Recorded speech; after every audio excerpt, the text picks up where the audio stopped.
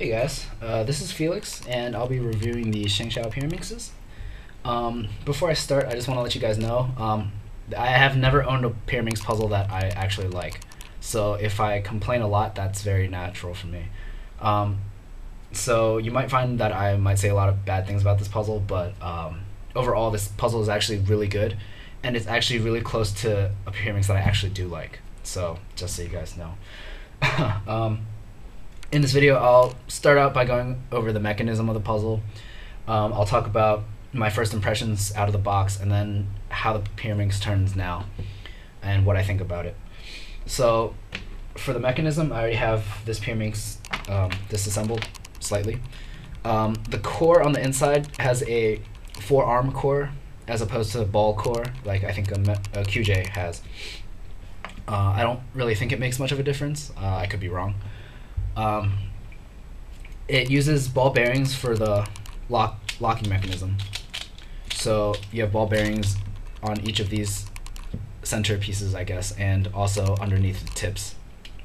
You can't see that, but personally, I like the ball bearing mechanism better because I feel like it's more sturdy than just having the plastic like Efforts does. The edge pieces look like this, and the parts that hold the edge into the rest of the puzzle are thicker than the QJs, but not as thick as the Efforts, which is nice because if you know about QJ puzzles, they pop, at least for me, all the time, and the Efforts never pop. Well, these puzzles don't pop either. It's thick enough so that these edges always stay in the core. I've even had this one extremely loose to the point where like every turn locks up that loose, and the pieces still don't pop out. They always stay in the puzzle. So that's really nice. These edges also have these like indentations on the inside. I'm not sure what the purpose of that is for, but I do feel like it does cause some problems. So I'll go into that later when I talk about the turning. When I first got these puzzles out of the box, first thing I noticed was that these stickers are really nice quality. They're basically the same as CubeSmith stickers, which is nice because normally when you get a new Pyraminx, the stickers suck and you just have to replace them. So I'm glad I don't have to do that for this one. What's also weird is that the color scheme is different, which is weird because both of these Pyraminxes are ShengShou Pyraminxes, but they came with different color schemes. So I was really confused. The white one matches the ones that I've used in the past. This one doesn't. But I mean, in the end, it really doesn't matter because Pyraminx color scheme, as long as you can tell the colors apart, where the colors are placed really doesn't matter. I've been using this one, which isn't my normal color scheme, but it's not like I even have it memorized or anything, so it doesn't affect my times. What's also weird is that all the tips have plastic shavings kind of on one of the sides, so you got to take a knife and shave it off. I haven't done that yet because I don't have a knife on me, but that's something you got to be aware of.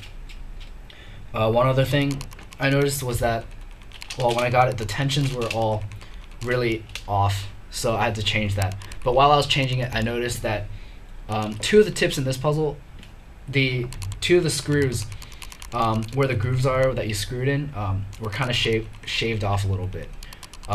So it's like almost like a circle.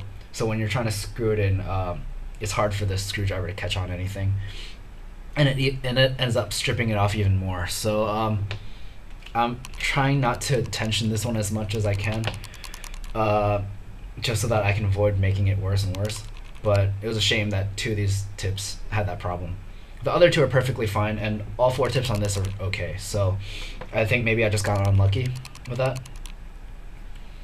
What else? The tips were also not that great, and they took a lot of lube and a lot of time just to get better. But what I did to tension and lube these was that, like, out of the box, of course, I adjusted it so that it wasn't too tight and it wasn't too loose either, just somewhere in between. I didn't apply any lube to the body. I'm not sure what difference it makes, but you really don't need any. it turns really fast without any lube, so I decided just to leave that alone. But what I did lube was the tips, and I've applied all sorts of lube. I have Maru in here, Jigaloo, Lubix, I think even shock oil. I don't know. I don't know. I just tried everything. So I don't know what combination of those worked, but it did. And it was weird because after I applied it, it still wasn't great, but I would just leave it for like overnight, and then the next day it would actually turn pretty well. So I don't know, maybe you just have to lube it and give it some time. The tips turn really well now. I would say better than any other puzzle I have, because it doesn't turn as fast as, let's say, like a Mefferts, but the Mefferts likes to stay like halfway in between, which is really annoying. It can give you a lot of +2s. It just likes to like spring back to the middle. These don't turn as well, but they're sturdier. They want to stay in place, which is really nice. You're not going to turn them accidentally, for the most part anyways, unless you're doing something stupid. So I think the tips are really nice. The body is really nice too. It's incredibly fast, just like any other, well, just like a lot of other puzzles. So it's definitely good in terms of speed. Corner cutting, well, Pyraminxes don't cut corners too much, but this does a little bit, as much as you would expect a Pyraminx to, not that much.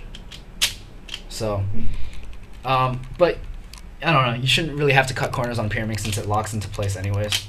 It aligns itself for your next turn, so why? You know what I'm talking about. One thing I do have an issue with though is that the lockups on this puzzle really kill your times. I think what the issue is because of these grooves, these edges sometimes get caught on the body of the puzzle. At least that's what I think it is, and sometimes when you have that happen to like 2 or 3 edge pieces, the entire puzzle gets caught in some really funky shape, and you gotta like push it back into the normal shape before you can do any turn. If that ever happens, you give up because your time's gonna just suck.